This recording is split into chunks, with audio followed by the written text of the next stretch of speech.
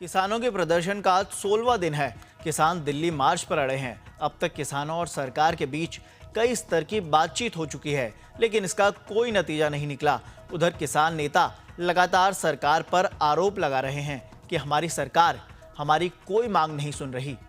आज जो आंदोलन खनौरी और शंभू बॉर्डर पर चल रहा है उसको 16वां दिन हो गया है और जो हम केंद्र सरकार की, मोदी सरकार की नीति देख रहे हैं वो स्पष्ट नजर आ रही है कि किसान मजदूर, खेत मजदूर की कोई भी मांग मानने के लिए मोदी सरकार तैयार नहीं है।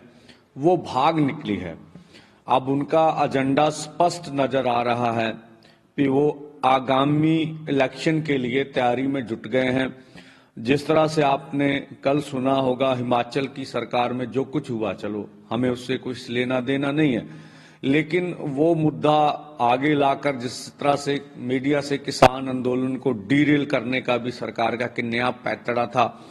और जो अभी जो हलके हैं दिल्ली के, उनमें एक नई चर्चा छेड़ने की बात थी। तो मोदी सरकार को जो सरकारें चुनी हुई उनको तोड़कर अपने में लाने के ऊपर ध्यान केंद्रित कर रहे हैं।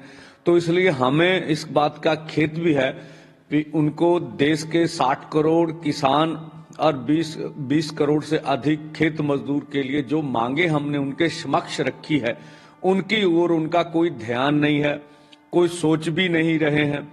और इसलिए ये हम देश के किसान और खेत मजदूर को आह्वान करना चाहेंगे आज कि आप इस आंदोलन को आने वाले समय में, ये चल रहा है, लंबा चलेगा और तेज करेंगे और इसके लिए आप तैयार रहें।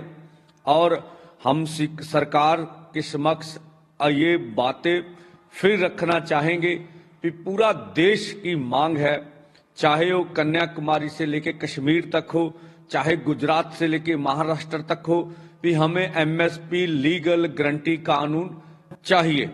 और अगर ये कानून बना देते हैं तो भारतवर्ष में जितनी भी खेती है वो प्रॉफिटेबल हो जाएगी और देश की जीडीपी में बहुत बड़ा योगदान खेती सेक्टर का होगा।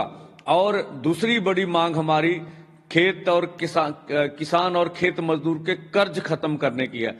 ये बड़ा मुद्दा है।